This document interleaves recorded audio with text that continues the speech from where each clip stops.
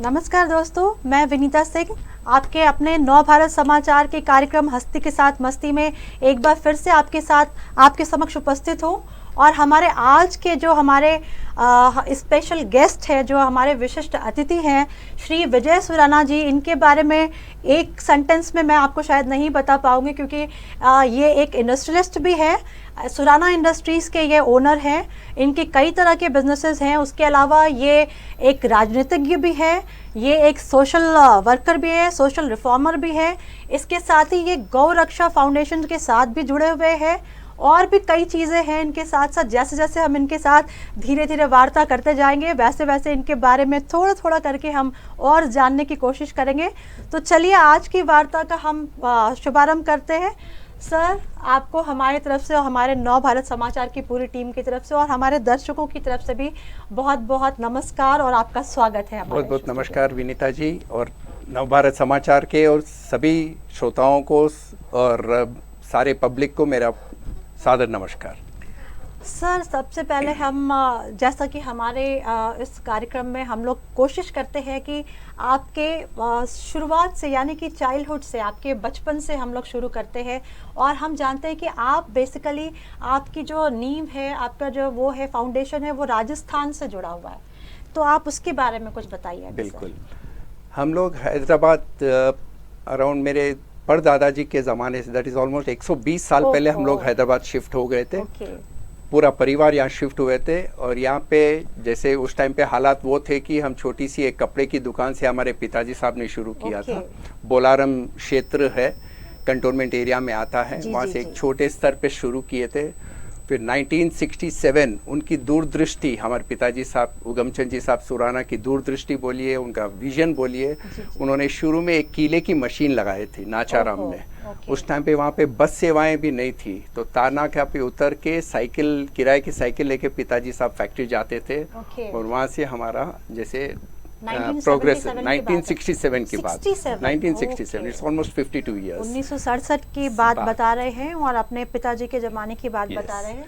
And so gradually फिर एक किले की मशीन से 4, 5, 6 हुए, देन बाइंडिंग वायर सेटअप हुआ, then gradually we kept expanding. और मैं 1980 में मैं पिताजी साहब के साथ ज्वाइन हो चुका था। और मेरा schooling education Hyderabad public school Begumpet से रहा है। ISC बैच से पास हुआ हूँ मैं। उसके बाद BCom और MBA किया हूँ मैं उस्मानिया यूनिवर्सिटी से।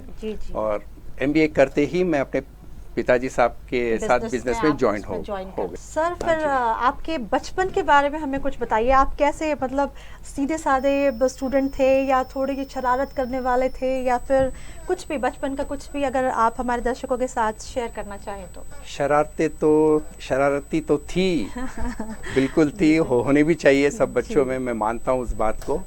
और खैर आउट ऑफ द वे तो जाके कभी कुछ ऐसा इंसिडेंट नहीं हुआ मेरी लाइफ में। बट वो ज़माने में बोलारम में वही होती थी, गोलियां खेलते थे वगैरह, एंड लट्टू जो टॉयज बोलते हैं, उसी टाइम पे ना कोई लैपटॉप से ना फोन से। यही चीज़ जो आजकल की जनरेशन जो मिस करती है, आजकल वो सिर्फ मोबाइल और लैपटॉप के ऊपर है। वो बाहर में जो ग्राउंड पे जाके मस्ती करना, स्कूल में बाहर में खेलना और बच्चों के साथ, एक उससे अलग एक आपकी पर्सनालिटी एक अलग तरीके से डेवलप होती है। बहुत सारी चीज़ें आप सीखते हैं जो आज के बच्चे, ये हमारी जनरेशन के बाद के जो बच्चे हैं वो लोग नहीं कर पा रहे हैं। पर आप जैसा बता रहे हैं, लट्टू भी खेला है हमने, लट्टू भी चलाया है हमने, और भी कुछ किया है। तो ये एक अच्छा वो था। मार्बल्स जो होते थे बहुत खेलते थे। इनफैक्ट स्कूल भी हम स्कूल बैग में चुपके से मार्बल्स ले जाते थे। वहाँ पे लंच टाइम और टी ब्रेक होता था हैदराबाद पब्लिक स्कूल बेगमपेट में।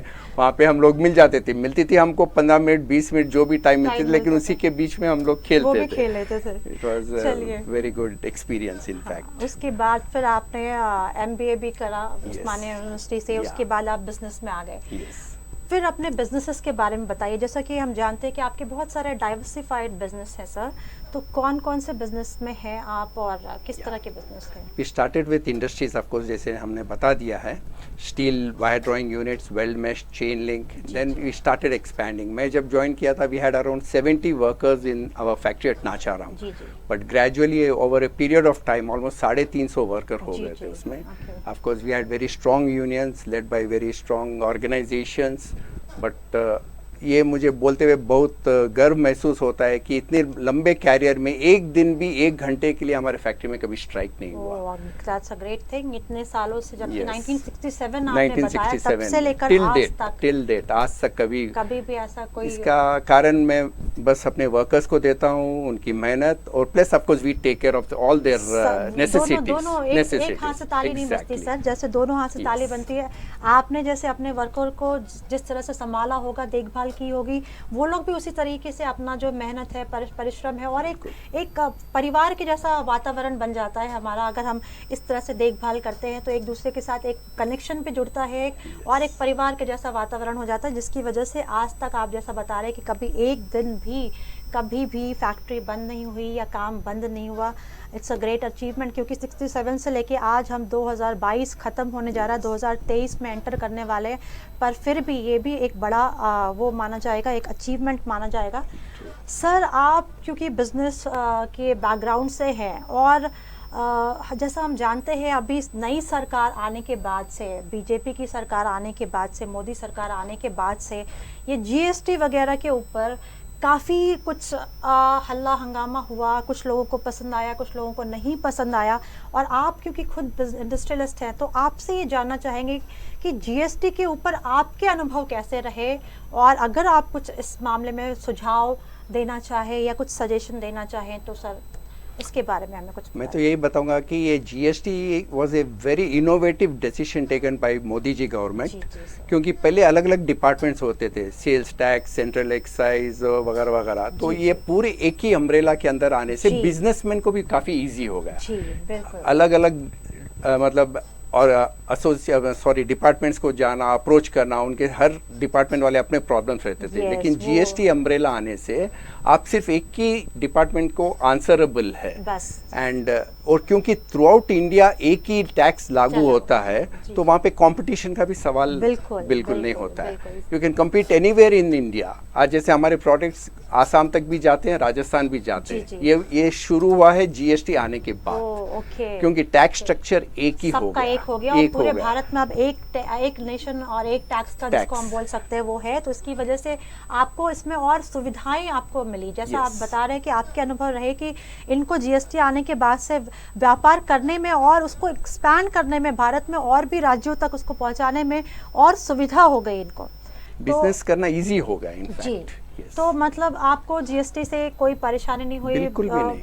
कुछ भी रिटर्न्स भरने, ये तो मैं कहूँगा अपोजिशन अननेसेसरी। ऐसा है, कोई भी नया स्टेप लाती है गवर्नमेंट, चाहे कोई भी गवर्नमेंट है, नॉट टॉकिंग अबाउट बीजेपी, तो उसको अपोज करना अपोजिशन का काम है। जी बिल्कुल। ये बट अगर वो एडवांटेजेस देखेंगे तो 100% GST was a very big boon for the industry. Okay. और एक और चीज़ भी होती है सर, जब कुछ एकदम से कोई नया चीज़ जब आता है तो उसमें शुरुआत में कुछ कमियां रह जाती हैं प्रोसेस करने में, कुछ उनके धीरे धीरे जैसे जैसे हम लागू करते हैं तो हमें अपनी कमियों का पता चलता है और धीरे धीरे हम उसको सुधार उसमें लाते रहते हैं। यही चीज़ मेरे ख्याल से शायद जीएसटी के साथ भी हुई। स्टार्टिंग में एक तो ये भी हुआ, बहुत सारे लोगों को समझ में नहीं आई बात कि एक्चुअली ये क्या है, कैसे करना है। उसके बाद उसके प्रोसेस में भी उतनी क्लैरिटी, शायद उतना चीज़ लोगों को समझ में नहीं आया कि सब चीज़ें क्लियर नहीं थी। लेकिन जैसे धीरे धीरे अब समय बीतता जा रहा है, अब हम उतना कुछ जीएसटी के बारे में नहीं सुनते हैं कि लोग अब अपोज कर रहे हैं, ऐसा कुछ अब एडजस्ट हो चुके। किसी भी इस तरह के बड़े कोई चीज़ अगर आप बड़े परिवर्तन लाने की कोशिश करेंगे तो उसमें कुछ समय लगता है सेटल होने में, कुछ कमियां रहती हैं, उसको हम धीरे धीरे सुधार करते जाते हैं। ये तो हुआ सर आपके इंडस्ट्री से संबंधित, आपके बिजनेस से संबंधित कुछ बातें। पर आपको, जैसा कि मैं जानती हूँ, आप एमएसएमई की नेशनल गवर्निंग काउंसिल से भी आप जुड़े हैं, आप उसके भी सदस्य हैं सर। तो इसके बारे में हमें कुछ बताइए। आई एम फॉर्चुनेट इनफ, मुझे अपॉइंटमेंट दिया गया था नितिन गडकरी जी से 2020 में एमएसएमई नेशनल काउंसिल मेंबर के नाते। ये ऑल ओवर इंडिया से 7 नेशनल काउंसिल मेंबर्स होते हैं and I am really fortunate. सिर्फ 7 होते हैं। और ये मैं स्टेट लीडरशिप को भी धन्यवाद देना चाहूँगा कि मेरा नाम रिकमेंड किए हैं वहाँ तक। And of course I was very fortunate to receive call from Nitin Gadkari ji and covering letter from him मुझे अपॉइंट किया ये गया हम था। लोग सबके लिए, तेलंगाना के लोगों के लिए, स्पेशली हैदराबाद के लोगों के लिए भी बेहद गर्व की बात है कि जिसमें पूरे भारत से सिर्फ 7 लोग जहाँ पे अपॉइंट होते हैं, उनमें से एक हमारे अपने हैदराबाद शहर के सर विजय सुराना जी भी हैं। बहुत बहुत बधाई सर आपको इसकी। धन्यवाद, धन्यवाद विनीता जी। और सर, जैसा कि हमने यहाँ पर देखा है कि आप जो है, आप तो ऐसे महावीर हॉस्पिटल के भी, जो रिसर्च सेंटर के भी Yes. ट्रस्टी हैं, आप उससे भी True. जुड़े हैं सर, उसके बारे में कुछ बताइए हमें। ये hospital and research, Mahavir hospital and research centre setup हुआ था 1974-75 में। जी जी हमारे पिताजी साहब फाउंडर ट्रस्टी थे। जी जी। तो ये सब कम्युनिटीज़ के लिए है, भगवान महावीर हॉस्पिटल के नाम से, बट सब कम्युनिटीज़ को केटर जी, करता है at very affordable prices. Okay okay. And मुझे बताते हुए अत्यंत ही खुशी हो रही है कि 4 साल पहले भगवान महावीर डायलिसिस सेंटर बोल के वो भी महावीर start हॉस्पिटल से जुड़ गया है। ओहो, okay. Of course it's a trust, again हम लोग उसमें ट्रस्टी है। जी जी मैं और मेरे बड़े भाई ट्रस्टी है। जी, जी। जो डायलिसिस कॉर्पोरेट हॉस्पिटल्स या गवर्नमेंट हॉस्पिटल्स में 1800, 2000, 2200 रुपए पर सेशन होता है, जी। हम 7 सेंटर्स ओपन किए हैं थ्रू आउट द सिटी, जहाँ पे 280 रुपए में दवाइयों के साथ बेस्ट ऑफ सर्विस से डायलिसिस होता है 280 रुपए फॉर में। ऑल द कम्युनिटीज इंक्लूडिंग ये मेडिसिन। बहुत बहुत ही बड़ी बात है ये। और जो भी दर्शक हमारे इस कार्यक्रम को देख रहे होंगे, उन तक ये सारी सूचनाएं पहुंचे, उन तक भी ये खबर पहुंचे। और आप में से कोई भी अगर इस तरह की किसी भी परेशानी में हैं, अगर इस तरह की सुविधाएं, मेडिकल फैसिलिटीज़ लेना चाहें, तो बेशक आप वहां भी आ सकते हैं। और सर, स्पेशली मैं पूछना चाहूँगी, हम जैन कम्युनिटी के बारे में, हमने ये, मेरा पर्सनल एक्सपीरियंस भी रहा है, पर्सनल व्यक्तिगत अनुभव जो मेरा रहा है, कोरोना के समय में आपकी इस पूरी कम्युनिटी ने जिस तरह से कोरोना में लोगों की मदद की, केवल हैदराबाद में नहीं बल्कि पैन इंडिया, पूरे भारत भर के जहाँ से भी, आप कहीं से भी आपके पास अगर सूचनाएं आती थी कि यहाँ पे इस तरह की ज़रूरत है, कहीं पे ऑक्सीजन सिलेंडर की ज़रूरत थी, कहीं पे खून की ज़रूरत थी, कहीं पे किसी तरह के मेडिसिन की ज़रूरत थी, ये हम अपने व्यक्तिगत अनुभव से कह रहे हैं, क्योंकि हम भी इनके साथ, जैन समुदाय के साथ इस कोरोना में जुड़े रहे। इसलिए मुझे पता है कि आपकी पूरी कम्युनिटी ने उस समय बहुत ज़्यादा लेवल पे मदद की। उसके बारे में कुछ सर बताएं। I am proud to be a Jain. सबसे पहले ये बताना चाहूँगा, क्योंकि जब भी ज़रूरत पड़ी है देश को, जैन कम्युनिटी आगे आके अपने तन मन धन से सेवाएं दी है, बिल्कुल बिल्कुल, नीचे वर्ग के लिए। और हमारा जैन इंटरनेशनल ट्रेड ऑर्गेनाइजेशन, जो जीतो के नाम से all over India pan offices है, उन्होंने काफ़ी अच्छा लीड लिया था कोविड की टाइम पे, और जगह जगह पे सेंटर्स खोले हैं, सब हॉस्पिटल से अपनी फ्री सर्विसेज दी है, मतलब फाइनेंशियल पूरा सपोर्ट दिया है कोविड पेशेंट्स को। Even that included Mahavir hospital also, जहाँ पे ऑलमोस्ट 10-20% के ऊपर पूरा अच्छे से अच्छा ट्रीटमेंट मिलता था।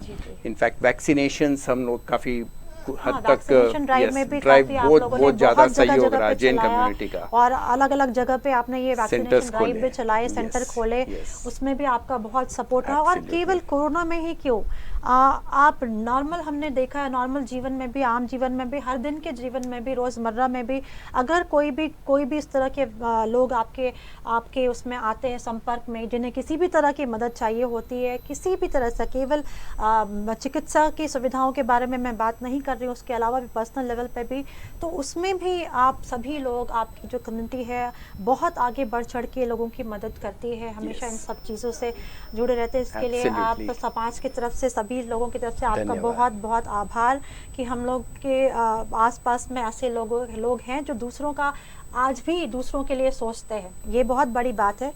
इसके अलावा सर, आप जो है, सॉरी टू इंटरप्ट यू, यहाँ पे एक बात मैं बता देता हूँ, हम जब जैन समाज वाले सोशल सर्विस में उतरते हैं, तब हम कभी नहीं देखते कि ये हमारा जैन भाई है या राजस्थानी भाई। It goes all out for all the communities. हमने देखा ये पूरे भारत भर में, पूरे पैन इंडिया, ये समाज सेवा का जो एक इनका जो उस समय कोरोना के टाइम पे स्पेशली हमने देखा कि ये पूरे भारत भर में इन्होंने जहाँ से भी, जिस तरफ से भी, जहाँ से जिस तरह की भी मदद की गुहार अगर किसी ने लगाई, और इन लोगों से संभव था, जहाँ तक भी इन लोगों से संभव था, वहाँ तक उस इंसान की मदद पहुँचाई गई है। और ये बहुत बड़ी बात है कि हम सिर्फ हैदराबाद नहीं बल्कि पूरे भारत भर में इस तरह की सोच रखते हैं और लोगों की कोशिश करते हैं कि लोगों की हम जितनी भी मदद कर सके।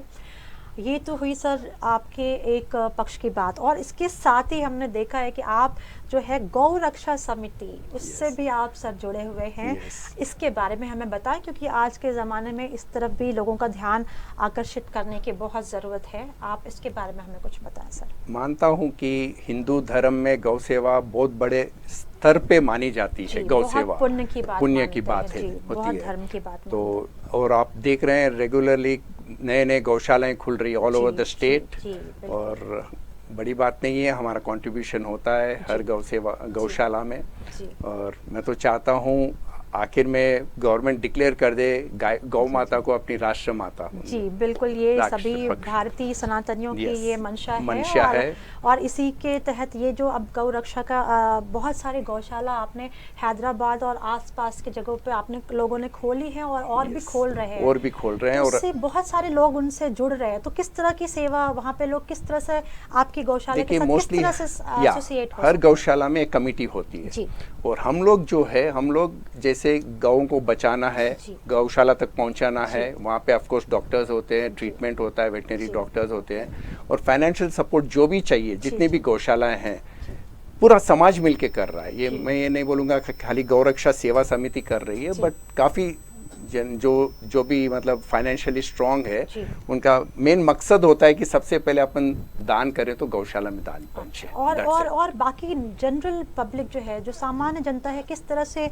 गौशाला से जुड़ सकती है, या किस तरह से वहाँ पे आके उन लोग सेवा दे सकते हैं? इस तरह का कुछ अगर आप दर्शकों को कुछ मैसेज देना चाहें। Well, donations are always welcome, और हर संप्रदाय के लोग आते हैं वहाँ पे गौशालाओं में, जैसे उनके पिताजी की चाहे स्मृति में हो या जन्मदिन हो किसी का, या एनिवर्सरीज हो, आजकल लोग वहाँ आके सेलिब्रेट करते हैं, वहाँ पे केक कट करते हैं। ये बहुत नया चीज हमने देखा यहाँ पर कि गौशाला तो खुली है, लेकिन आजकल हमने देखा अभी ये और कहीं पे हमने नहीं देखा, सिर्फ हैदराबाद में ये चीज हमने देखी कि अब लोग जो है अपना जन्मदिन है, या यहाँ तक कि महिलाएं, जो हमारी महिलाएं हैं, वो वहाँ पे जाके किटी पार्टी का आयोजन भी, एक्चुअली वो किटी पार्टी उन क्लब में होने वाले किटी पार्टी, या फिर जो अपने महिलाएं बहुत उच्च वर्ग की महिलाएं अपने अपने घरों में जिस तरह की किटी पार्टी करती हैं, उनसे बहुत अंतर है, उनसे बहुत अलग है ये।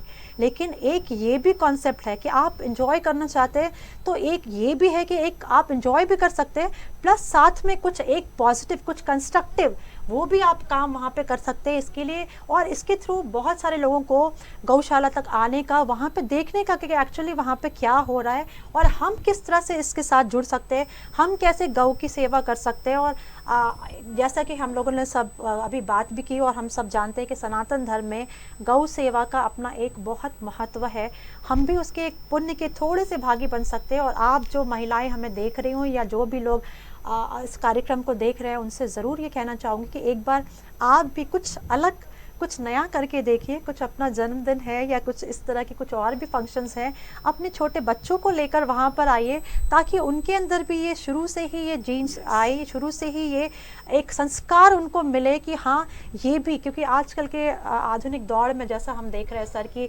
हमारे बच्चों को और इस तरह का नई पीढ़ी को इन सब चीज़ों से बहुत ज़्यादा इंटरेक्शन उनका नहीं है, और ना ही उनकी सोच वहाँ तक पहुँचती है, उनका उस तरफ झुकाव नहीं है। तो ये एक नया है कि आप बर्थडे भी वहाँ मना सकते हैं, महिलाएं अपनी किटी पार्टी वहाँ पे कर सकती हैं। तो ये एक नए विचार के साथ आपकी गौशाला, आप लोगों की गौशाला आई हैं, और इस तरह की चीज़ें हो भी रही हैं। ये इसके लिए भी आपको एक बार और हम बहुत बहुत धन्यवाद करना चाहेंगे सर कि एक नई सोच आप महिलाओं और बच्चों में जागृत कर रहे हो, और महिलाएं ही हैं जो बच्चों को अपने संस्कार दे सकती है। और इस तरह की चीज़ें अगर हमने शुरू करी तो हमारे थ्रू ये आगे ये संस्कार बढ़ते रहेंगे। और इसके साथ ही मैं यहाँ पे एक पॉइंट और ऐड करना चाहूँगा। अब जैसे नई गौशालाएं खुल रही हैं, उनके साथ जैसे फंक्शन हॉल्स वगैरह भी अटैच हो रहे हैं, ताकि फाइनेंशियली उनको किसी पे डिपेंड करना ना पड़े। ये फंक्शन हॉल्स में फंक्शंस होते हैं, रिसेप्शंस होते हैं, सगाई के कार्यक्रम होते हैं, तो उनको एक फाइनेंशियल फंड मिल जाता है, और वो फिर आप इस पे गौ सेवा पे ये तो बहुत अच्छा कॉन्सेप्ट है कि केवल वो डोनेशंस के ऊपर हम केवल निर्भर नहीं रहेंगे, वो खुद अपनी आमदनी भी कर सकते हैं। वहाँ पे गौशाला के साथ ऐसे ऐसे हॉल भी जुड़े हैं, फंक्शन हॉल भी हैं जहाँ पे कार्यक्रम होते हैं, और उससे जो पैसा एकत्रित होता है उसका प्रयोग हम गौशाला या गौ सेवा में उसके विभिन्न खर्चों को उठाने में उसका ये प्रयोग करते हैं। Yes, सर ये absolutely, बहुत बहुत अच्छा है कि इसमें हमको अपने लेवल पे एक आत्मनिर्भर, वहाँ भी एक आत्मनिर्भरता का माहौल आ जाएगा कि वहाँ भी आप उस तरह से आप काम कर सकते हैं। बिल्कुल। और सर इसके अलावा आपके हम जैसा जानते हैं हमारे सुराना सर राजनीति से भी जुड़े हुए हैं और 2013 से मेरे ख्याल से 2013 से बीजेपी के साथ जुड़े हुए हैं। ये बीजेपी के हमारे जो तेलंगाना स्टेट एग्जीक्यूटिव कमेटी के भी मेंबर हैं और हमारे महाकाली जो डिवीजन है उसमें भी ये उपाध्यक्ष हैं। सर तो अपनी इस राजनीतिक यात्रा के बारे में, राजनीति की यात्रा के बारे में और कुछ हमें बताइए, शुरुआत कैसे हुई? मुझे बचपन से पॉलिटिक्स का शौक था। पॉलिटिक्स शौक इन द सेंस वो एक लगाव था कि अपने धर्म बोलो या अपने देश से जो एक लगाव होना चाहिए, देश के प्रति प्रेम होना चाहिए, वो बचपन से था। लेकिन पहले जिम्मेदारियां थी, कर नहीं पाए कुछ। लेकिन 2013 के बाद जब थोड़ी जिम्मेदारियां कम हुई, बच्चे बिजनेस में आ गए बेटे, तो मुझे लगा कि अब, हालांकि उस टाइम पे आज तक भी जैन कम्युनिटी से बहुत इजीली पॉलिटिक्स में कोई आते नहीं है। और 2013 में जब मैं बीजेपी ज्वाइन किया था मुझे बताते हुए हंसी आती है कि मेरे घर वाले भी 2 महीने मुझसे बात नहीं किए थे। ऐसा मतलब क्योंकि वो पॉलिटिक्स मतलब एक अछूत बीमारी के वैसा था हमारी कम्युनिटी के लिए। भारत में भी अभी तक जो पहले का जो सिनारियो रहा है, राजनीति को लोग बहुत अच्छी नजरों से नहीं देखा करते थे पहले, क्योंकि राजनीति से जुड़ाव होने से लोग तरह तरह की धारणाएं बना लेते हैं। हालांकि अब वो सब मिथ अब बदल रहे हैं, समय बदल रहा है, वैसे ही धारणाएं भी बदल रही हैं।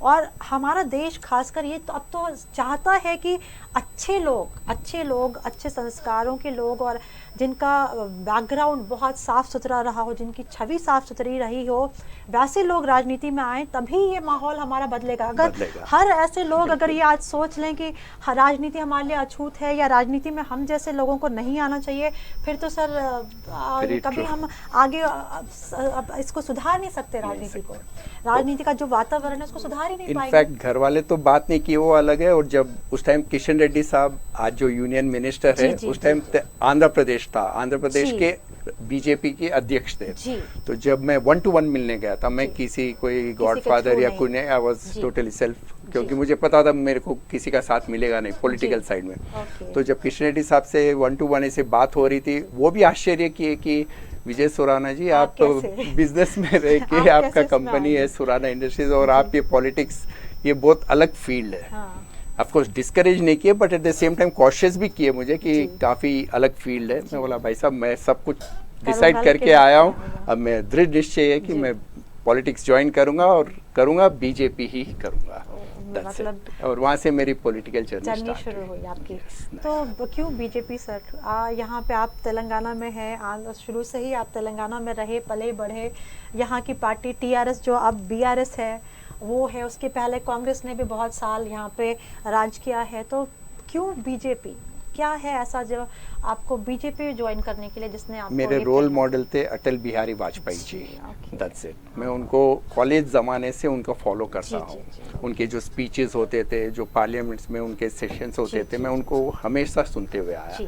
और क्योंकि वो बीजेपी से थे, तो मुझे बस इसलिए मेरे को लगा कि I should join the right party at the right time. Okay, तो आपके रोल मॉडल हमेशा से राजनीति में कम से कम आपके स्वर्गीय अटल बिहारी वाजपेयी जी रहे, जिसकी वजह से आप राजनीति में आए। तो सर, अब तक का आपका राजनीति का सफ़र कैसा रहा, या आपको कुछ लगा क्या कि आप जैसे लोगों के लिए या इंडस्ट्री वाले लोगों के लिए राजनीति सही जगह नहीं है, सही प्लेटफॉर्म नहीं, ऐसा कुछ लगा? या आपको लगा कि नहीं, हम राजनीति में भी उतने ही कॉम्पैटिबल है और उतने ही अच्छे तरीके से हम यहाँ भी काम कर सकते हैं? कैसा रहा आपका? क्योंकि मैं तो ऑलरेडी सोशल सर्विस में काफ़ी सालों से हूँ, तो मुझे लगा कि पॉलिटिक्स ज्वाइन करना कोई जुर्म नहीं है, कोई गुनाह नहीं है। If you join the right party और अपना एटीट्यूड बराबर हो। शुरू से हम लोगों की था कि देश सेवा करना चाहिए, पब्लिक की सेवा करना चाहिए, जो डाउन ट्रोडन है उनकी सेवा करना चाहिए। ये और एक प्लेटफॉर्म मिल गया है मुझे, एक थोड़ा बड़ा। अब उसको आप अपने और बड़े लेवल पे कर सकते हैं और अलग तरीके से उसको कर सकते हैं। और मेरी इच्छा थी कि मैं तो as a Jain politics join किया हूँ, मेरी इच्छा थी कि जैन कम्युनिटी में भी ये पॉलिटिकल अवेयरनेस आना चाहिए। And I am proud to say that 15 अगस्त को, पिछले साल 15 अगस्त को बंडी संजय साहब जब झंडा वंदन हुआ था स्टेट ऑफिस में, उसके बाद ऊपर हॉल में 220 जैन कार्यकर्ता, 220 ओनली जैन कार्यकर्ता 220 लोगों ने खंडवा पहन के बंडी संजय साहब के हाथ से, क्योंकि वो अध्यक्ष थे उस टाइम पे, अभी भी है अध्यक्ष, अभी भी अध्यक्ष है, उनके हाथ से खंडवा पहन के ज्वाइन किए। तो बोलने का एक जैन कम्युनिटी में आप अवेयरनेस आ गया है। मैं पार्टी चाहे बीजेपी करो, कांग्रेस करो, टीआरएस, वो बात नहीं, बट पॉलिटिकल अवेयरनेस आ गया कि अगर अपने को कुछ करना है अपने समाज के लिए तो पॉलिटिकल बैकग्राउंड होना जरूरी है, या पॉलिटिकल सपोर्ट होना जरूरी है। जी बिल्कुल, क्योंकि राजस्थान में से तो बहुत सारे आपके कम्युनिटी के बहुत सारे लोग अभी इलेक्शंस में भी वो खड़े हुए और सब जीत भी रहे हैं और काफी अच्छा वहाँ पे काम भी हो रहा है। शॉक विनीता जी, ये 220 में से 42 लेडीज थे, महिलाएं थे जो ज्वाइन किए बीजेपी। 42 महिलाएं थी जिन्होंने इस बार एक साथ इन सभी लोगों ने भारतीय जनता पार्टी की सदस्यता ग्रहण की है। तो आपका मतलब आप कहना चाहते हैं कि आपका अनुभव राजनीति में अभी तक अच्छा रहा, बिल्कुल इसमें अच्छा कोई भी कोई बुरा अनुभव या इस तरह की कोई आपके देखिए, ये छोटे मोटे चुटपुट होते हैं इंसिडेंट, दैट इज अगर उनको आप देखते जाएंगे तो आगे बढ़ ही नहीं पाएंगे। एग्जैक्टली, राजनीति में ही क्यों, आप बिजनेस में हो, आप किसी नौकरी में हो, आप खिलाड़ी हो, आप किसी भी क्षेत्र को ले लीजिए, छोटी मोटी उथल पुथल थोड़े बहुत इधर उधर अच्छा बुरा हर एक फील्ड में है। ये हम पर निर्भर करता है बहुत कुछ। मेरा ऐसा मानना है कि ये व्यक्ति के ऊपर निर्भर करता है कि आप किस में सफल होंगे और अपनी यात्रा को कैसे आगे बढ़ाते हैं, ये हमारे ऊपर निर्भर करता है। तो ये मैं यहाँ पे ये बोलना चाहूँगा, किशन रेड्डी भाई साहब, बंडी संजय भाई साहब और डॉक्टर लक्ष्मण भाई साहब और बंदारू दत्तात्रेय भाई साहब, ये चारों का मेरे ऊपर स्पेशल आशीर्वाद रहा है हमेशा कि हमारे कम्युनिटी वाले भी मतलब यहाँ तक पहुँच पाए, इस आगे बढ़े, इस लाइन पे आगे जी। और आपके कम्युनिटी का भी बहुत सपोर्ट भारतीय जनता और इनफैक्ट जुलाई 2 और 3 को यहाँ पे नेशनल एग्जीक्यूटिव मीटिंग हुई थी हैदराबाद में, एंड आई वाज फॉर्चुनेट कि I was in the food committee. 5 committee members थे जो डायरेक्ट मोदी जी तक उनका एक्सेस था, and I was very fortunate enough to be one among the 5 members. यहाँ तक कि अपने हाथ से डोसा परोसने का भी मुझे अवसर मिला मोदी जी को। ये एक बहुत बड़ा, इसको भी एक बहुत बड़ा अचीवमेंट है। ये मैं भगवान का आशीर्वाद मानता हूँ, लोकल लीडर्स का सपोर्ट और हमारे पिताजी साहब की पुण्यवानी बोलिए आप कि मुझे ये रोल मिला। और 2 दिन मतलब एकदम मोदी जी के साथ में जैसे बस इतने ही डिस्टेंस पे हम लोग बात कर रहे थे। बिल्कुल, आप मोदी जी से ही क्यों, मोदी जी से भी मिले, आप अमित शाह जी, पूरी कैबिनेट थी, पूरी भारतीय जनता पार्टी की राष्ट्रीय कार्यकारिणी की जो हमारी बैठक इस बार पूरा जो है हैदराबाद में हुआ, उसमें सुराना सर ने पूरा उनके खान पान का जो ध्यान रखा, केटरिंग और फूड का जो पूरा वो था जिम्मा था, वो जिम्मेदारी सर और उनकी टीम को दी गई थी, जिसके बारे में बहुत प्रशंसा भी सुनने को मिली। सर वो अनुभव कैसा रहा? पूरा हैदराबाद में लोग आए लेकिन खाना यहाँ पे पूरा शाकाहारी टोटल वेजिटेरियन। इनफैक्ट थोड़ा इनफैक्ट बीइंग ए जैन हम तो 100% होते हैं। 1-2 ब्रेकफास्ट या हाई टी में वो लोग थोड़े अंडे के आइटम्स रखे थे। तो उस टाइम पे मैंने पर्टिकुलरली हमारे ऊपर जो लीडर्स हैं उनको रिक्वेस्ट किया था, जब पूरा वेजिटेरियन खाना रख रहे हैं आप, वो अननेसेसरी 1-2 आइटम में अंडा मिला के क्यों उसको लेबल दे रहे हो कि वेज एंड नॉन वेज। तो उन्होंने मेरी बात मान ली और total it was 100% pure vegetarian for all the days, for all the executive members, for all the security staff, for entire press, सभी के लिए टोटल वेजिटेरियन। ये भी एक अपने तरह 4 days it was total vegetarian. ये भी अपने तरह का एक अनूठा एक आयोजन भी था और प्लस अलग तरीके से यहाँ पे भी कुछ खान पान में ऐसा किया गया, यूजुअली ऐसा होता नहीं। और उसके बाद भी हैदराबाद जैसा शहर में जिसे मांसाहार के लिए या इस तरह के नॉनवेज फूड के लिए जाना जाता जो शहर, वहाँ पे पूरा का पूरा शाकाहारी मेन्यू रखना और इतने सारे लोग जो पूरे भारत भर से इस लेवल के लोग आए, जिसमें प्रधानमंत्री जी खुद शामिल थे, पूरी कैबिनेट शामिल थी, हर राज्य के बीजेपी के मुख्यमंत्री, उनकी कैबिनेट, बहुत सभी लोग शामिल थे और सभी ने इसकी प्रशंसा भी बहुत हुई सर कि खाने का जो था इंतज़ाम बहुत अच्छा था। ये भी आपके एक उसमें एक जो कहते हैं ना फेदर इन द कैप, आपके कैप में एक और और फेदर जुड़ गया कि हैदराबाद जैसे शहर में इतने बड़े आयोजन में इतनी अच्छी सफलता के साथ आपने ये करा और खुद सामने मोदी जी को आपने खाना स्वयं परोसा भी, वो भी एक अनुभव था। तो सर ने कोई कॉम्प्लीमेंट दिया, मोदी जी ने क्या कुछ कोई कॉम्प्लीमेंट दिया, कुछ आप ऐसा स्माइल किए थे जब सर्व किया तो स्माइल किए थे। और हमारे जैसे जैन में होता है कि जय जिनेंद्र से हम लोग रिसीव करते हैं, किसी का अभिनंदन करते हैं, तो अमित शाह जी, मोदी जी, राजनाथ जी, सबको मैं जय जिनेंद्र बोल के ही एड्रेस किया, अभिवादन किया और उन्होंने रेसिप्रोकेट बिल्कुल किया है। ये मेरी खुशकिस्मती। Yes, it was a different experience. और मेनूज भी हर बार जैसे breakfast, lunch, dinner, high tea, totally different menus से covering most of the north Indian item. लोग बोलते हैं ना कि शाकाहार में बहुत ज़्यादा हमको वैरायटी नहीं मिलती, बहुत ज़्यादा चॉइसेस नहीं रहती, पर कभी शाकाहार अपना के देखिए, उसमें कितनी तरह की वैरायटी हैं और कितने तरह के अच्छा टेस्ट भी मिलता है। ये इस बार साबित हुआ यहाँ पे हैदराबाद में कि शाकाहार भी उतना ही ज़्यादा, उसमें भी उतनी ही स्वाद और आपको वैरायटी मिल जाएगी शाकाहार में भी। सर, और आपका अब आगे राजनीति में तो अब आपने अपने कदम रख लिए हैं और काफ़ी कुछ आप कर रहे हैं, समाज सेवा में आप पहले से ही थे, तो अब आगे राजनीति में क्या, अब आपकी राजनीति में आगे की क्या योजनाएं हैं, किस तरह से आप अपने राजनीतिक यात्रा को आगे ले जाना चाहते हैं? सर्वप्रथम मेरी इच्छा है कि तेलंगाना में मैं भारतीय जनता पार्टी का राज देखना चाहता हूँ। 2023 में जो स्टेट इलेक्शंस होने वाले हैं, मैं चाहता हूँ कि भारतीय जनता पार्टी का झंडा गोलकोंडा पे लहराए। और रहा मेरा व्यक्तिगत सवाल, मैं डेफिनेटली शायद एमएलए सीट के लिए ट्राई करूँगा। और भगवान ने चाहा और स्टेट लीडर्स या नेशनल लीडर्स की मेहरबानी रही तो डेफिनेटली मैं कॉन्टेस्ट करूँगा। तो आपको उसके लिए बहुत बहुत शुभकामनाएं सर। और आप, क्योंकि हैदराबाद, एक क्वेश्चन पूछना रह गया था कि आप क्योंकि बिजनेस उससे कम्युनिटी को बिलोंग करते हैं, तो अभी तेलंगाना में आपको किस तरह का माहौल लगता है अपने व्यापारियों के लिए, व्यापारी वर्ग के लिए? क्या कुछ अच्छा है या कुछ और चाहते हैं आप? यहाँ की राज्य सरकार से भी कुछ आप चाहते हैं कि कुछ और सुविधाएं मिले या कुछ ऐसी योजनाएं हों जिससे हमारे व्यापार को खासकर तेलंगाना में और ज़्यादा बढ़ावा मिले? ऐसा कुछ सर, अगर आप इस सरकार को कुछ कहना चाहें तो। मेरी आदत नहीं है किसी गवर्नमेंट को अननेसेसरी क्रिटिसाइज करना है। ऑफ कोर्स पहले टीआरएस गवर्नमेंट भी कर रही है, काफ़ी बिजनेसमैन के लिए काफ़ी इंसेंटिव्स वगैरह दे रहे हैं, लेकिन इसको काफ़ी अच्छे और भी ऊंचे स्तर तक अपन ले जा सकते हैं।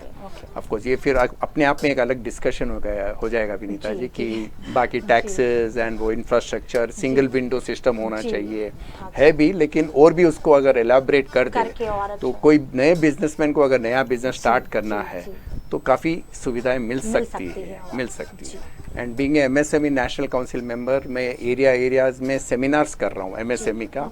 वहाँ के लोकल्स, जो कॉर्पोरेटर्स का सपोर्ट लेके वहाँ के लोकल्स को हम लोग इनवाइट कर रहे हैं सेमिनार्स में। तो अगर उनको कुछ नया मतलब लोन चाहिए या नया प्रोजेक्ट चाहिए, नया बिजनेस स्टार्ट करना है, तो मेरी टीम भी है मेरे साथ। जैसे एमएसएमई से सुदर्शन जी है डायरेक्टर जो हमारे साथ में है, और राधिका जी देश पांडे जो मेरे साथ कोऑर्डिनेशन का काम करते हैं। तो जिस किसी को हेल्प होना है वो चाहे मेरे को डायरेक्ट अप्रोच करते हैं तो मैं उनके पास फॉरवर्ड कर देता हूँ, और काफ़ी लोगों को इसमें मदद भी हो रही है। They are able to start their own business. मतलब कहने का तात्पर्य ये है कि अगर जैसे कुछ नए लोग हैं जो व्यापार के क्षेत्र में आना चाहते हैं, कुछ नए आपके पास कुछ नई तरह के विचार है, नई तरह की योजनाएं हैं, नई तरह के कॉन्सेप्ट आपके पास है, और लेकिन आपको कहीं से मदद नहीं मिल पा रही या आपको ठीक तरीके से पता नहीं है कि व्यापार को किस तरह से शुरू करना है, उसके लिए हमको धन कहाँ से मिल सकता है या क्या, और जो फॉर्मेलिटीज़ हैं जो हमें करनी पड़ती है एक व्यापार को शुरू करने में, अगर इन सब चीज़ों की जानकारी नहीं है तो इनकी इस क्षेत्र में भी सर लोग का एक बहुत अच्छा एक काम चल रहा है कि जिसमें अलग अलग इलाकों में जाके, अलग अलग जगहों पे जाके इन लोग इस तरह के लोगों के लिए एक सेमिनार के जैसा आयोजन करते हैं जिसमें लोग आ सकते हैं आगे, अपने जो भी उनकी क्वेश्चन है, जो कुछ सवाल हो, जो कुछ उनके क्वेरीज है वो पूछ सकते हैं, और साथ ही कुछ फाइनेंशियल एड किस तरह से मिलेगी, कहाँ से मिल सकती है,